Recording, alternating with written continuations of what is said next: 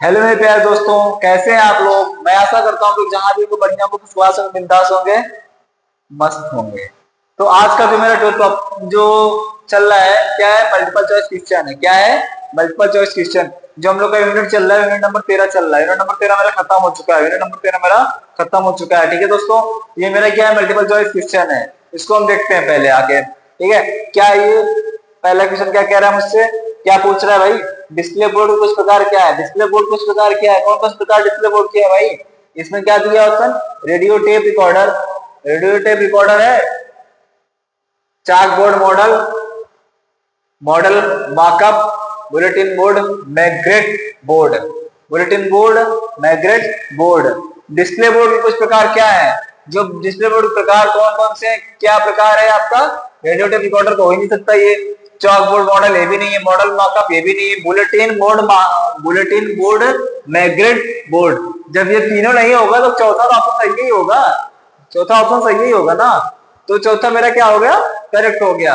आंख मूंद के मार दिया, करेक्ट हो गया। आप लोग इतना पूरा सॉल्व कर लोगे सारा क्वेश्चन, तो आप जो है आंख मूंद के मारोगे। मतलब आप इतना भी नहीं कि हाँ तुक्का नहीं मारना भाई, पढ़ के मारना है। ठीक है, आप आंख मूंद के जो है मारोगे, पढ़ लोगे बार तुम्हें वो क्वेश्चन देखोगे, हाँ इसका तुम्हें आंसर मालूम चलेगा, आपको टिक करके आओगे। ठीक है, दूसरा हमारा क्या है? इंटरक्रिएटिव डिस्प्ले बोर्ड शिक्षण में किस तरह सहायक होते हैं? इंटरक्रिएटिव डिस्प्ले बोर्ड शिक्षण में किस तरह सहायक होते हैं? अब इसे क्या पहला आंसर? लागत बढ़ाकर, सामग्री कम करके, ना ना बढ़ा के ले सकते हो ना कम कर सकते हो, क्योंकि दोनों नुकसान हो जाएगा। तीसरा हमारे तरीकों को सरल बनाकर, चौथा क्या है? संलग्नता को सुविधाजनक बनाकर, संलग्नता को सुविधाजनक बनाकर। इसका जो चौथा ऑप्शन सही है। इंटरक्रिएटिव डिस्प्ले बोर्ड शिक्षण में किस तरह सहायक होते हैं? संलग्नता को सुविधाजनक बनाकर, संलग्नता को सुविधाजनक बनाकर।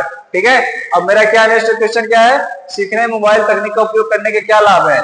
सीखने में मोबाइल तकनीक का उपयोग करने में क्या लाभ होता है? जो सीखते हैं उसे मोबाइल तकनीक का उपयोग करने में क्या लाभ होता है मुझे? पहला क्या है? हल्का बहुमुखी सुलभ, भारी जटिल प्रतिबंधित, भारी जटिल प्रतिबंधित, ये तो हो ही नहीं सकता भाई ना। महंगा जटिल संगीत ना, पुराना महंगा दुर्गम, दोनों में डाउट है ना आपको, क्या होगा? ये भी नहीं होगा, आंसर इसका होगा हल्का बहुमुखी सुलभ, हल्का बहुमुखी सुलभ, इसका ये आंसर होगा भाई। ठीक, अब मेरा जो नेक्स्ट क्वेश्चन क्या कह रहा है? विभिन्न प्रकार के मीडिया का उपयोग करना क्यों आवश्यक है? विभिन्न प्रकार के मीडिया का उपयोग करना, विभिन्न प्रकार मीडिया का यूज करना हमारे लिए क्यों आवश्यक होता है? पहला दिया है विभिन्न शिक्षण शैलियों को पूरा करने के लिए, दूसरा दिया हमारा लागत बढ़ाने के लिए, दूसरा हमारा क्या दिया? लागत बढ़ाने के लिए, तीसरा हमारा दिया सामग्री को सरल बनाने के लिए, चौथा हमारा दिया तैयारी के समय को कम करने के लिए, तैयारी के समय को कम करने के लिए। क्या कह रहे हैं? फिर एक बार आंसर क्वेश्चन, विभिन्न प्रकार के मीडिया का उपयोग करना क्यों आवश्यक है? विभिन्न शिक्षण शैलियों को पूरा करने के लिए, लागत बढ़ाने के लिए, सामग्री को सरल बनाने के लिए, तैयारी के समय को कम करने के लिए। भाई देखो, कुछ ट्रिक देखा करो, ट्रिक। कुछ ऐसे क्वेश्चन होते हैं जिनके आंसर ना क्वेश्चन भी आपको मिले होते हैं, थोड़ा बहुत मिलता जुलता रहता है, ऐसा नहीं कि पूरा दिया है, नहीं, थोड़ा बहुत मिलता जुलता रहता है। दिया विभिन्न प्रकार की मीडिया का उपयोग करना क्यों आवश्यक है? क्या है? विभिन्न शिक्षण शैलियों को पूरा करने के लिए। क्या है? विभिन्न शिक्षण शैलियों को पूरा करने के लिए। देखो ये दो, ये वर्ड जो है ना, वर्ड ये आपको क्या कर रहा है? मैच कर रहा है। क्या कर रहा है? मैच कर रहा है। ठीक है, और ये वर्ड कहीं तो और नहीं आया है, कहीं और नहीं आया है। विभिन्न शिक्षण शैलियों को पूरा करने के लिए किसका उपयोग किया जाता है? मीडिया का उपयोग करना चाहिए। मीडिया का उपयोग करना इसलिए आवश्यक होता है। ठीक, हमारा नेक्स्ट क्वेश्चन क्या है? निर्देशात्मक उद्देश्यों की भूमिका क्या है? निर्देशात्मक उद्देश्यों की भूमिका क्या होती है? तो पहला क्या है दिया है? सीखने की प्रक्रिया का मार्गदर्शन करना, बातचीत को कम करना। सेकंड है लागत बढ़ाना, तरीकों को सरल बनाना, तरीकों को सरल बनाना। इसका इसका जो आंसर होगा ना भाई, सीखने की प्रक्रिया का मार्गदर्शन करना, सीखने की प्रक्रिया का क्या करना? मार्गदर्शन करना। ठीक है, याद आपको पूरा समझ में आ गया हो। आप नोट डाउन करते हुए चलना, आप जो है नोट डाउन करते हुए चलना। ठीक है, क्योंकि ये क्वेश्चन आपको आ सकते हैं, ये क्वेश्चन आपके आते हैं, पेपर में आ भी सकते हैं। ठीक है, इंपॉर्टेंट है क्वेश्चन सारे, ये क्वेश्चन सारे इंपॉर्टेंट है। ये क्वेश्चन सारे इंपॉर्टेंट है, ठीक है भाई।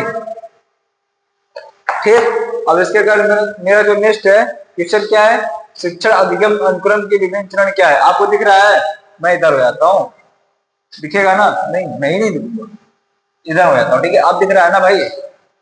शिक्षण अधिगम अनुक्रम के विभिन्न चरण क्या है? पहला दिया है क्या, योजना मूल्यांकन निष्पादन प्रक्रिया, नहीं। दूसरा दिया है परिचय योजना निष्पादन प्रक्रिया, विकास योजना सारांश मूल्यांकन, परिचय विकास सारांश मूल्यांकन। 4 ऑप्शन दिए हैं। क्या ऑप्शन दिए हैं? 4 ऑप्शन दिए हैं। अब देखना भाई, कुछ ज्यादा नहीं, हल्का हल्का क्या है, माइनर डिफरेंट है। क्या है? माइनर डिफरेंट है। अब अगर देखोगे योजना मूल्यांकन निष्पादन प्रक्रिया, देखो यहाँ क्या है, निष्पादन प्रक्रिया योजना, यहाँ परिचय आपका ऐड हो गया। क्या हो गया? यहाँ पे परिचय ऐड हो गया, ठीक है। अब परिचय तो हो सकता है पहला, लेकिन योजना आ गया ना लास्ट में, सेकंड में नहीं। अब यहाँ देखो विकास योजना सारांश मूल्यांकन, ठीक है। यहाँ पे योजना भी है, सारांश से आ गया, ठीक है, मूल्यांकन। तीसरा वाला हो जाएगा, इसका आंसर हो जाएगा परिचय विकास सारांश मूल्यांकन। इसका आंसर जो हो जाएगा हमारा क्या होगा? परिचय विकास सारांश मूल्यांकन, इसका ये आंसर हो जाएगा, ठीक है दोस्तों। आप लोग नोट डाउन करते हुए चलना भाई, तो आपको बहुत ज्यादा फायदा होने वाला है, ठीक है। उसके बाद नेक्स्ट क्वेश्चन क्या है हमारा, मल्टीमीडिया प्रोजेक्टर कक्षा में सीखने को कैसे बढ़ाते हैं? मल्टीमीडिया प्रोजेक्टर कक्षा को सीखने में कैसे बढ़ाते हैं? कैसे बढ़ाते हैं इसका देखते हैं।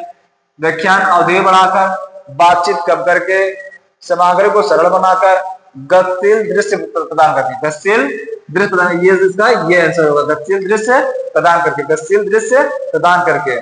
नेक्स्ट हमारा क्या है, विभिन्न प्रकार के सहायक उपकरणों को वर्गीकृत करना क्यों महत्वपूर्ण है? विभिन्न प्रकार के सहायक उपकरणों को वर्गीकृत करना क्यों महत्वपूर्ण है? सामग्री को सरल बनाना, लागत बढ़ाना, ठहरे का समय कम करना, उनका प्रभावी ढंग से उपयोग करना, उनका प्रभावी ढंग से उपयोग करना, उनका प्रभावी ढंग से उपयोग करना।